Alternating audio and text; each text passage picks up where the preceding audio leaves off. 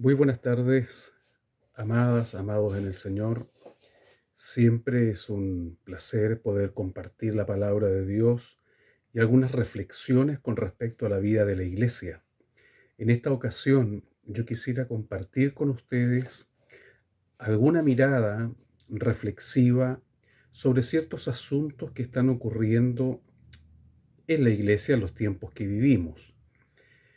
Esto no nace de una improvisación con algunos testimonios o con alguna corta visión. Esto es un acumular de muchos años de estar mirando, viendo, a veces viviendo en primera persona ciertas situaciones que nos dejan como pensando qué ocurre con la iglesia. Esa es la pregunta sobre la que quiero reflexionar. ¿Qué ocurre hoy con la iglesia del Señor? En primer lugar, yo quisiera dejar en claro que he escuchado muchas veces una suerte de advertencia hacia el futuro, de que la iglesia va a vivir tiempos difíciles, tiempos peligrosos o días peligrosos o difíciles. Pero la verdad práctica es que la iglesia del Señor, desde su fundación, allá en el aposento alto, en el Pentecostés, ha vivido días y tiempos difíciles y peligrosos. La apostasía estuvo presente desde el primer momento, eh, el partidismo, la injusticia, los errores propios de los seres humanos, la oposición natural de un mundo que vive de espaldas al Señor, de espaldas a Dios. eh, la iglesia siempre ha transitado por esta llamada senda estrecha. Lo que ocurre en los días de hoy es que quizás de algún modo parece ser que este camino estrecho se va haciendo más estrecho, va tomando cada vez una anchura menor, como para ponernos a prueba, en aprietos, para ver cómo somos capaces de caminar frente a situaciones más bien indeseables para la vida de la iglesia. Así es que cuando yo escucho esas voces de que vendrán días difíciles, yo siempre replico: hemos vivido como iglesia históricamente y vivimos hoy y viviremos todavía mañana días y tiempos cada vez más difíciles. Pero ¿por qué la iglesia vive de esta forma? Primero que nada, hay que considerar que la palabra del propio Señor Jesucristo nos dice que el ser cristianos, el ser del equipo de Él, el ser ciudadanos del reino, nos va a deparar la oposición del mundo. Busque usted su cita bíblica en los evangelios. El Señor dijo: en el mundo tendréis aflicción. Ahora, el apóstol Pablo, usted puede buscarlo si se da el trabajo de hojear y leer todas las epístolas, va a encontrar la cita bíblica en donde Pablo da cuenta que los que quieran vivir piadosamente sufrirán, dice el texto bíblico, sufrirán persecución. Otra cita del apóstol Pablo que usted puede buscar. Pablo mismo, ningún cristiano en su sano juicio puede dudar que Pablo fue un hombre fiel y de hecho de una estatura mayor que la nuestra, con experiencias todavía mucho más elevadas que la nuestra, y fue ocupado como un gran instrumento en las manos de Dios. Pero ¿cómo fue la vida de Pablo? Allí hay una cita bíblica que usted puede buscar en las epístolas de Pablo, donde él mismo da cuenta que vivían aserrados, perseguidos, en peligro de ladrones, azotados, despreciados, echados a la calle, vituperados. Oiga, los cristianos siempre que quieren acercarse a Dios, que quieren vivir piadosamente, que quieren vivir de una manera consagrada, encuentran dificultad porque ese es el camino del cristiano. A diferencia de aquellos cristianos que prefieren leer otras páginas de la Biblia para sacar de contexto textos que le den el pretexto de vivir la vida cristiana que ellos quieran vivir. Algunos van al Deuteronomio, por ejemplo, donde hay promesas que Dios le dio al Israel terrenal, al Israel de la Biblia. En resumidas, parafraseando esas citas, si tú te portas bien, Israel, si tú obedeces a mi ley, te va a ir bien. Vas a ser motivo de bendición, van a venir a ti las naciones, etcétera, etcétera. Pero ese no es el camino del cristiano. El camino del cristiano, ya lo he señalado, es una senda estrecha. Bueno, dicho esto, quiero compartir algunas razones, sin lugar a dudas debe haber muchas más, por las cuales la iglesia de hoy está viviendo eh, el cristianismo que vive, un cristianismo donde, donde cuesta obedecer, donde cuesta desprenderse de recursos para financiar la obra evangélica, donde cuesta aceptar ciertas situaciones y donde se aprecian también distintos hechos que a primera pincelada parecen hechos de gran injusticia. Solo por nombrar estas cuatro cosas, ¿por qué hoy día cuesta obedecer? ¿Por qué hoy día cuesta dar? ¿Por qué hoy día nos cuesta trabajo eh, participar activamente de una vida congregacional?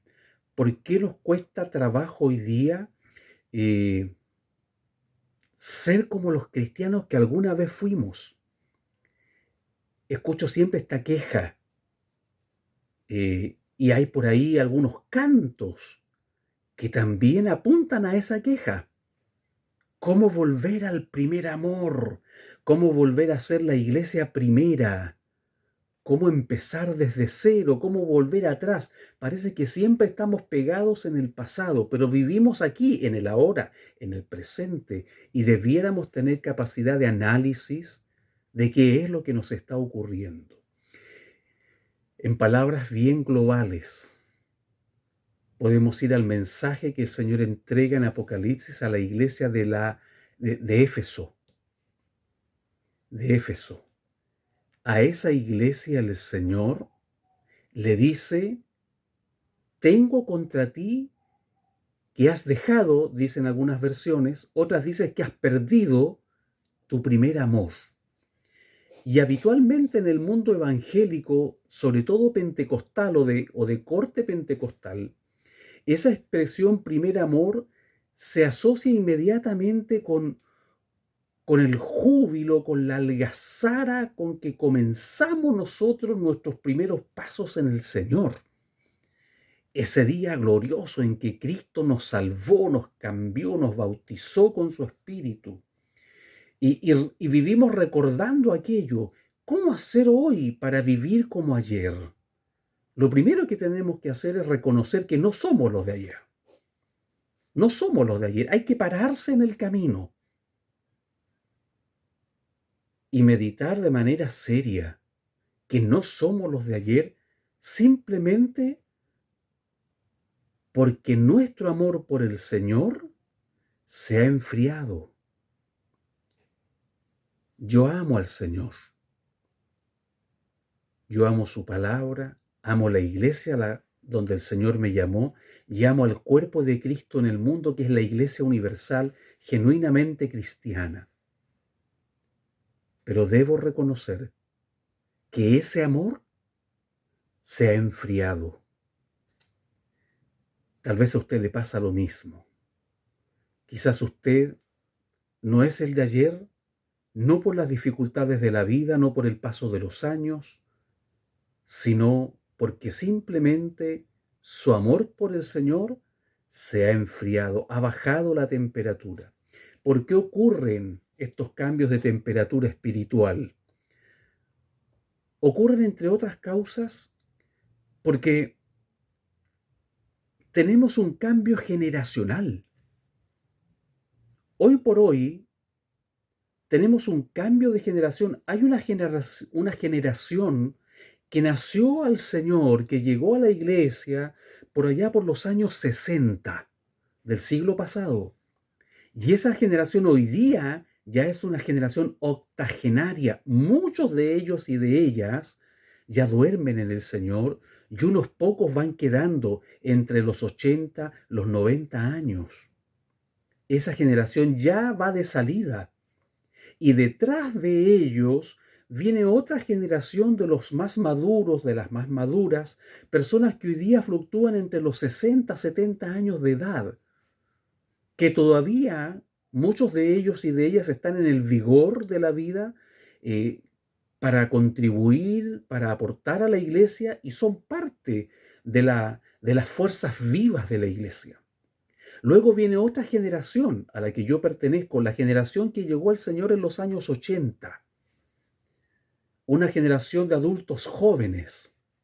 Algunos de nosotros ya vamos pasando hacia la otra generación, esa generación de adultos jóvenes que puede estar entre los 50, 60, 65 años hoy día.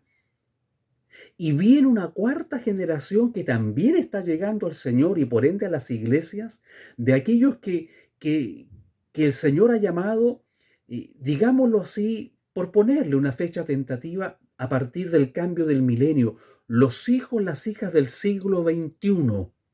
Este siglo en particular tan marcado por la información o por la informática, como usted quiera llamarle, a diferencia de las generaciones pasadas, mis padres, yo mismo, los hermanos que vienen un poco más atrás que mi generación, eh, no tuvimos en un principio las herramientas tecnológicas para acceder a la información, en este caso a la información bíblica. Y nuestra vida cristiana se fue dando y desarrollando en medio de reuniones pentecostales, llenas de manifestaciones contra las que no tengo ningún reparo cuando son genuinamente de Dios, del Espíritu del Señor. En otros videos hablaré en detalle de aquello, pero que se transformaron en el centro, en el centro. Eh, este cambio generacional va absorbiendo aquellas cosas, va absorbiendo esto que tienen hoy día las nuevas generaciones que no tuvimos en pleno nosotros, que las vinimos a descubrir ahora, ya en la etapa más madura de nuestra vida, y que nuestros padres, muchos de ellos, qué decir de nuestros abuelos, simplemente ni la soñaron, ni la imaginaron jamás. Y eso va repercutiendo en la vida espiritual de las congregaciones, inevitablemente. ¿Por qué estamos en crisis si siempre ha habido cambio de generación? Creo que de una manera muy lógica todos entendemos que ya la generación del apóstol Pablo se murió hace mucho tiempo y que la generación de grandes hombres y mujeres de Dios de la época de las grandes misiones, de los avivamientos en Inglaterra, en Estados Unidos, en Chile, en la India y en tantas partes, ya, ya descansan en el Señor hace mucho tiempo. Siempre ha habido un cambio generacional. ¿Por qué hoy día tenemos estas crisis a propósito de este cambio de generación? A mi parecer, me hago responsable de mis palabras, pero a mi parecer la responsabilidad es compartida entre el liderazgo y los liderados. Es compartida entre los que pastorean la grey del Señor y los pastoreados. Generalmente a las ovejas espirituales les encanta atacar o responsabilizar solo al liderazgo pastoral. Pero yo insisto, esto es de responsabilidad compartida.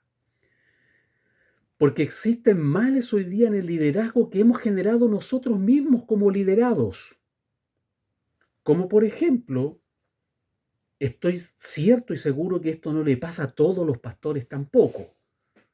Conozco a muchos pastores, siendo ya pastores. A otros los conozco desde que llegaron al Señor.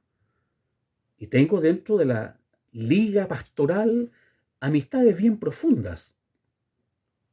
Y doy fe de que no todos son iguales. Pero hay cierto grupo de pastores, con todas sus letras, que han tomado el ministerio pastoral como una plataforma de poder, como una plataforma para ejercer el control, el poder, ya sea a través de la manipulación de masas, ya sea a través de la tergiversación de las escrituras, ya sea a través de seguir doctrinas de hombres, experiencias personales que son espiritualizadas y llevadas como doctrina a una iglesia, a una congregación, ya sea a través del poder que siempre da el dinero. En este caso, no solo los pastores que pudieran estar y que de hecho hay algunos que están en esa plataforma de poder, lamentablemente, eso es innegable, pero no vamos a dar nombres ni nada porque no es el propósito del canal estigmatizar a nadie, ni siquiera una institución denominacional propiamente tal. Yo hablo de la Iglesia del Señor, usted saque sus propias conclusiones. Pero lo cierto es que aquellos que están en esa plataforma de poder o se sienten poderosos, a veces intocables, están en esa condición porque ha habido una iglesia que se los ha permitido. Porque la palabra del Señor nos muestra a un pastor completamente distinto al modelo ministerial pastoral que en el siglo XXI toma cada vez más fuerza. Un sistema pastoral ministerial basado en la administración estilo empresa, donde lo único que falta es rendir cuenta de utilidades, en donde la construcción material ha reemplazado la obra más importante, la obra espiritual, en donde tenemos pastores que pasan el día, la semana, los meses y los años afanados solo en construir, bajo el eslogan para la gloria de Dios. Seamos honestos. En una buena parte de esos casos, con toda transparencia, hay ministros que no buscan la gloria de Dios, buscan la gloria suya. Y creo que muchos de ellos ni siquiera se dan cuenta de eso. Que los únicos aplausos que se reciben cuando se tiene una construcción gigantesca, moderna, llena de lujos, los únicos aplausos los recibe el que construyó, el que tuvo la idea, el que lideró la construcción. Dios no se lleva la gloria. Porque en esos templos maravillosamente construidos, arquitectónicamente fuertes, vanguardistas muchos de ellos, se juntan personas que debieran ser el templo del Espíritu Santo, pero esos templos están destruidos, roídos, contaminados, descuidados. Lo otro que ocurre es que la congregación, y hablo de las congregaciones en realidad, las ovejas del rebaño, han cometido un serio error al entronizar a sus pastores. Le han hecho un flaco favor al diablo, con todas sus letras, un flaco favor al diablo.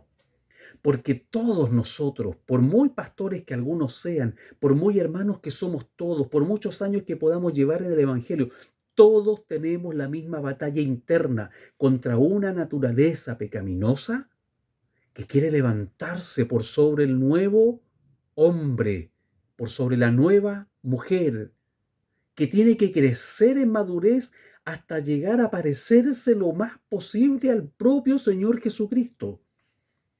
Esa naturaleza carnal, terrenal, pecaminosa está viva, está presente. Y muchas iglesias le hacen un pésimo favor al enemigo de la iglesia entronizando a los pastores o a su pastor. Siéntese usted aquí, esta es la silla del pastor, nadie más se puede sentar ahí. No, mire, esta es la banca donde se sienta el pastor y su familia. De la familia del pastor se habla de un linaje pastoral. Se habla de que los pastores son personas infalibles al más puro estilo católico romano, al más puro estilo papal. Algunas iglesias avalan todo esto y luego se quejan. Luego protestan, luego se movilizan, luego comienzan en buen chileno, voy a usar términos que se usan en mi país, comienzan a patalear, porque entronizan a una persona, entronizan a un matrimonio, entronizan a una familia que el Señor ha llamado al ministerio. ¿Para qué? Para servir a la iglesia. Nótese que la actividad pastoral tiene que ver exclusivamente con el servicio a las ovejas. Hay que apacentar a las ovejas. Y yo creo que dentro de la preparación que debieran recibir los matrimonios que el Señor tiene escogidos para ser pastores, debiera contemplarse una pasantía de al menos un año. En el caso de Chile, en la Patagonia, allá al sur, en Punta Arenas, donde hay una gran cantidad de crianza o de crianceros de ovejas.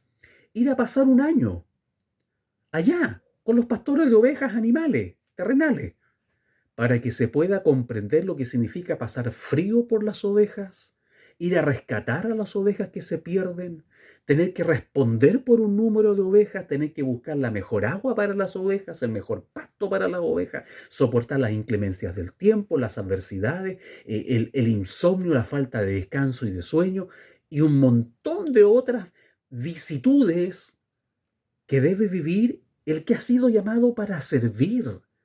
Mire, si el primer modelo pastoral es Jesucristo mismo, y Él dice de sí mismo, yo no vine para que me sirvan, yo vine a servirles. Y Él mismo dice, el buen pastor su vida da por las ovejas.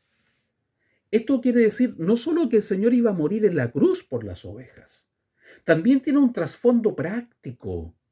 El buen pastor hipoteca su vida, tendrá que renunciar a muchísimas cosas de la vida de un hermano normal. Ha sido llamado por Dios, por eso es que es importante enfatizar que exista un genuino llamado de Dios al servicio pastoral.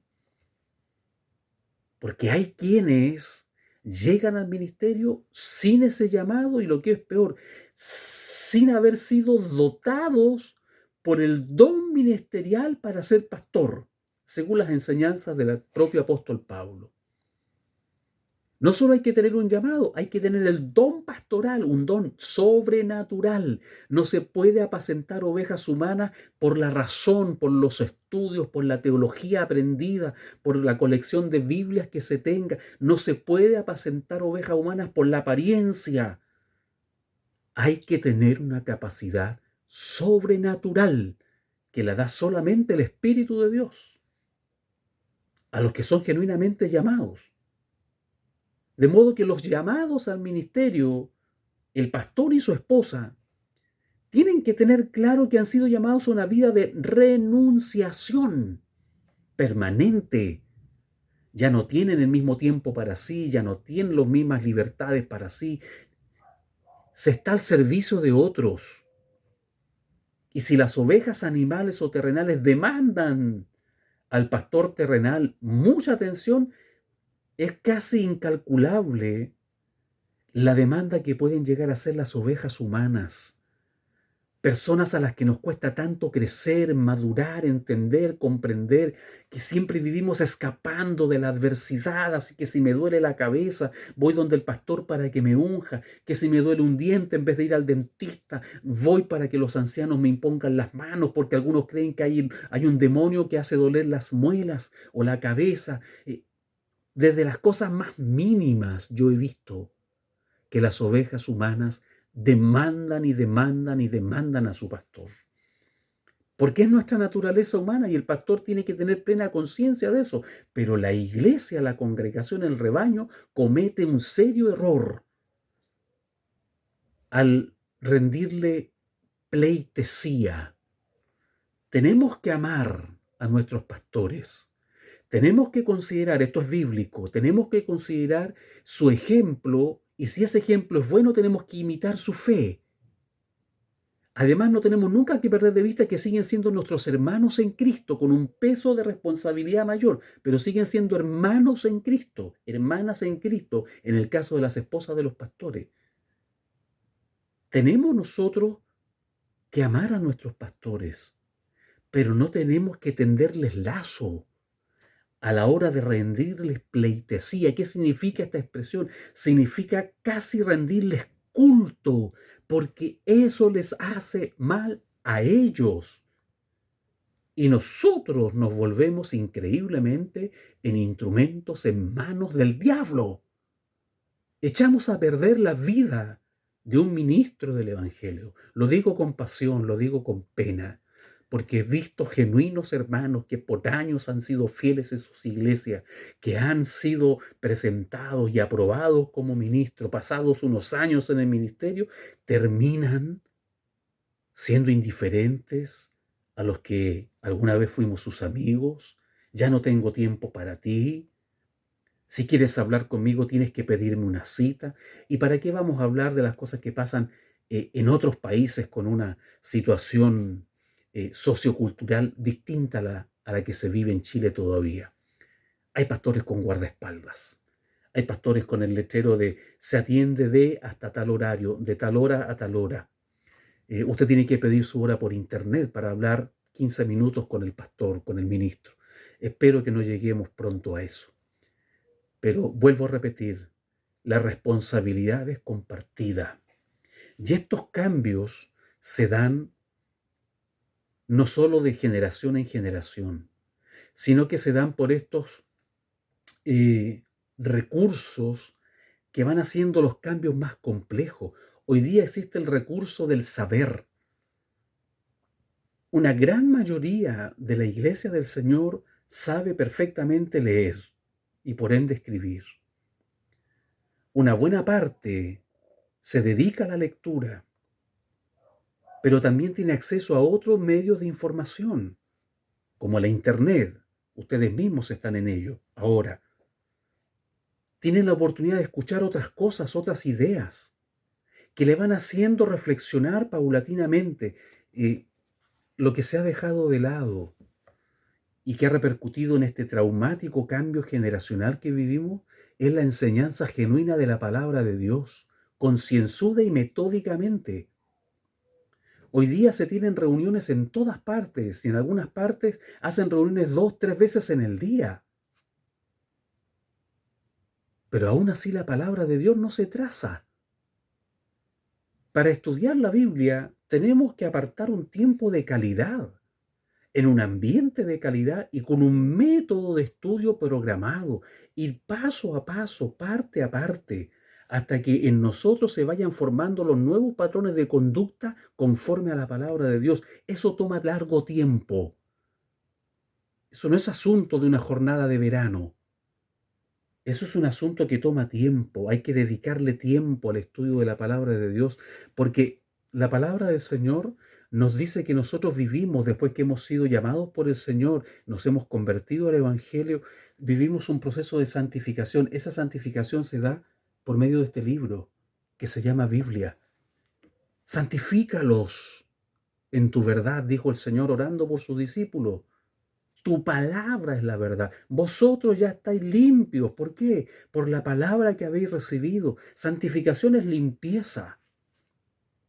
Santificación es limpiar para después llenar, para después consagrar. No podemos consagrarnos si no tenemos Biblia aquí.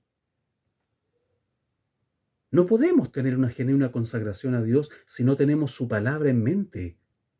De tal manera que también ha sido una falencia compartida. Muchos ministros no dedican tiempo metódico, programado, paso a paso, capítulo por capítulo, verso a verso, para enseñar las verdades bíblicas a sus iglesias. Y hay iglesias, no pocas, que no le exigen a su pastor que trace bien la palabra de verdad. ¿Cómo se le puede exigir a un pastor aquello? Muy sencillo, con todo respeto y amor fraterno. Mi pastor, esto yo no lo entiendo, usted me lo puede explicar. Mire, usted enseñó tal y cual cosa. ¿Usted me puede decir dónde la Biblia dice eso? ¿O me puede dar una explicación más detallada? Son cientos, si no miles de cristianos que se van a sus hogares después de un sermón en la iglesia, en el templo, llenos de dudas que nunca aclaran, porque no se atreven, porque tenemos una mentalidad que todavía no cambia. Se acepta todo lo que se dice sin derecho alguno siquiera a cuestionar. Hermanos queridos, y quizás algún ministro del Señor me esté escuchando, me esté viendo. Puede que estén de acuerdo conmigo, puede que no. No busco aplausos de nadie. Presento esta verdad, de la cual estoy cierto y seguro, que hay una responsabilidad compartida entre el liderazgo espiritual de las iglesias y los liderados espirituales en las iglesias.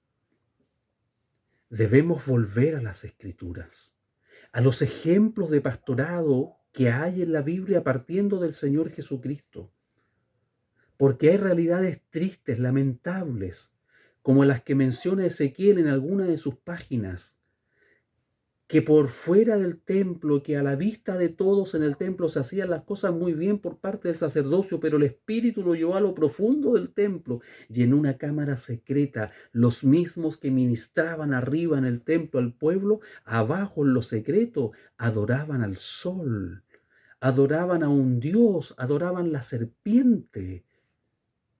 Es decir, Satanás se las ingenió en el caso de Israel para que aunque pasaran siglos, esas costumbres egipcias permanecieran camufladas hasta que tuvieran oportunidad de salir. Hoy día estamos también viviendo eso, es parte de nuestra crisis, es parte de lo que estamos observando. Hoy día influye de gran manera todo esto que se llama derecho. Usted ha escuchado la expresión. Y hoy día parece que todo el mundo tiene solo derechos y no deberes, que solo existen derechos y no responsabilidades individuales o grupales. Mire, el fracaso de un pastor es el fracaso de una iglesia, nos guste o no. Sea cual sea el tropiezo del pastor, si el pastor ha tropezado, es un tropiezo de la iglesia, es un fracaso de la iglesia que él estaba pastoreando. Porque no seamos ingenuos. Las malas conductas o las malas enseñanzas o los errores que un pastor puede cometer como ser humano están a la vista de las personas. Nadie se atreve a corregirlo en amor y con el respaldo de la palabra de Dios. Es mejor dejarlo, porque está esta cultura equivocada, es intocable. Y si yo algo le digo, me viene una maldición. Eso no resiste análisis bíblico. De paso, solamente les voy a decir que en la Biblia hay solo 3 categorías de seres humanos que son ungidos por el Espíritu de Dios, a saber, los profetas, los sacerdotes y los reyes. Y estos 3 oficios sagrados en el pueblo de Israel o en el contexto del Israel bíblico. Los pastores, quienes sean llamados al ministerio pastoral, son personas capacitadas por Dios, eso siempre esperamos, para servir a los demás. Para servir a los demás bajo el modelo de Jesucristo. El buen pastor su vida da, llega al extremo de servicio, su vida da por las ovejas. Hoy día están en boga los derechos.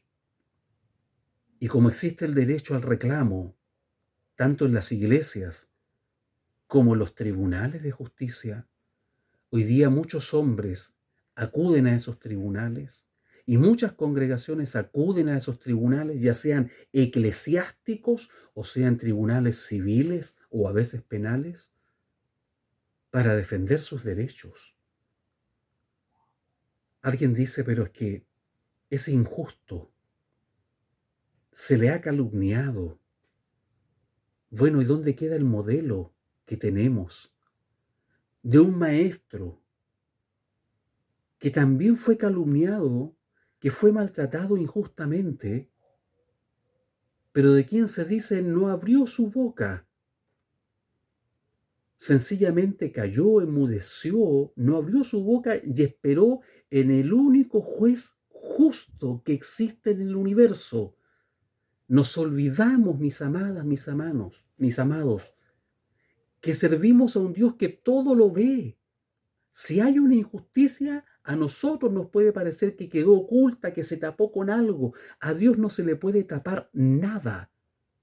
Y Dios es un Dios justo. En algún momento, ese Dios justo se va a manifestar para poner las cosas en la luz. Entre tanto, el hombre, la mujer de Dios, cualquiera sea su categoría dentro de la iglesia, debemos estar prestos a inclinar nuestro rostro ante el único juez justo, nuestro Dios, cuando se nos acuse falsamente.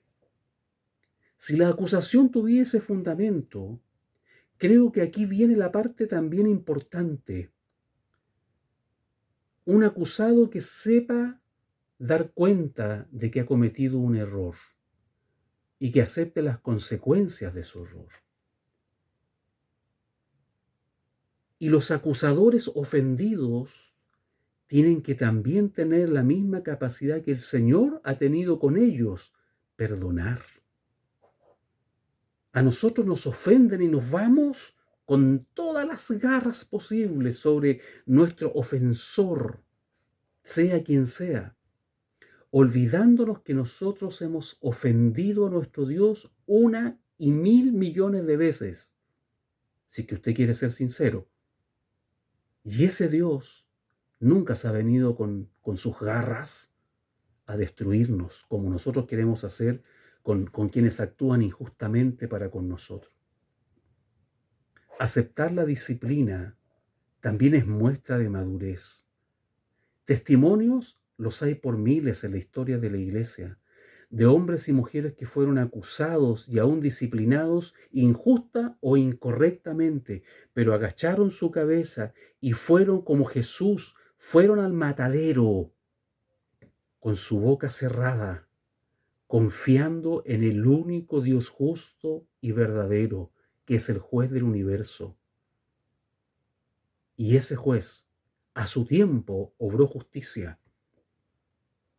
Y si a alguno le parece que alguien murió en injusticia, con todo allá arriba, se va a manifestar también la justicia de Dios. Cambio generacional, que hoy día nos tiene medio traumatizados y medios preocupados, en crisis, simplemente porque no se acepta que hay un cambio generacional hacia una generación completamente nueva y con recursos distintos. Hay que aceptarlo. Y aceptarlo significa, hay que ponerse a pensar cómo heredamos el evangelio bíblico a estas nuevas generaciones. ¿Cómo le entregamos la Biblia en esta posta generacional a los chiquillos que nacieron en el siglo XXI, que hoy día ya tienen 20, 30, 40 años de edad cronológica y que son hijos de la tecnología, son hijos del Internet, son hijos del Facebook, de las redes sociales? ¿Cómo hacemos para traspasarles a ellos la Biblia? A veces perdemos valioso tiempo criticándolos, hostigándolos, hasta rechazándolos en algunas congregaciones. Y veo con pena, con tristeza, que hay algunos pastores y ministros que no se logran convencer que la iglesia de hoy no es la misma iglesia de ayer. Hemos cambiado. Y hay que aceptar esos cambios y a partir de esa aceptación hay que sentarse a planificar. Hay pastores, con esto voy a terminar, que quieren llevar la bandera del evangelio solos. Es penoso verlos desgastarse con el paso de los días, las semanas, los meses, los años, porque el desgaste de un líder solitario es muy rápido. Y mire lo que nos enseña Pablo. Si usted lee sus cartas, va a encontrar expresiones repetidas como mis colaboradores en Cristo, mis colaboradores, mis colaboradoras. Él no tuvo problema para compartir su ministerio. No tuvo problemas para formar colaboradores, discípulos, como lo hizo el propio Señor Jesucristo. Siendo el supremo maestro, podría haberse quedado en el ministerio 50 años y haber sido él el que formara la iglesia primitiva en persona. ¿Por qué no lo hizo? Porque él prefirió preparar a un grupo para que ese grupo continuara con su legado, con su obra, como lo ha hecho. Nosotros somos el fruto de lo que hicieron nuestros primeros hermanos allá en Pentecostés, en esa Pascua bendita. De tal manera que hoy día los pastores deben preparar a sus reemplazantes, preparar a quien les va a suceder, preparar a quienes lo van a reemplazar indefectiblemente por distintas razones. Hay que preparar a la generación que viene para que reciba la Biblia y se quede en el lugar de aquellos que están enfrente de las iglesias para que ellos continúen. Nosotros debiéramos comenzar ya a preparar nuestro equipaje espiritual, porque también de alguna manera el tiempo pasa tan rápido que podemos decir que ya vamos de salida. Amadas y amados hermanos que me están viendo y escuchando, les dejo estas reflexiones. Esto no es un estudio bíblico, esto no es una réplica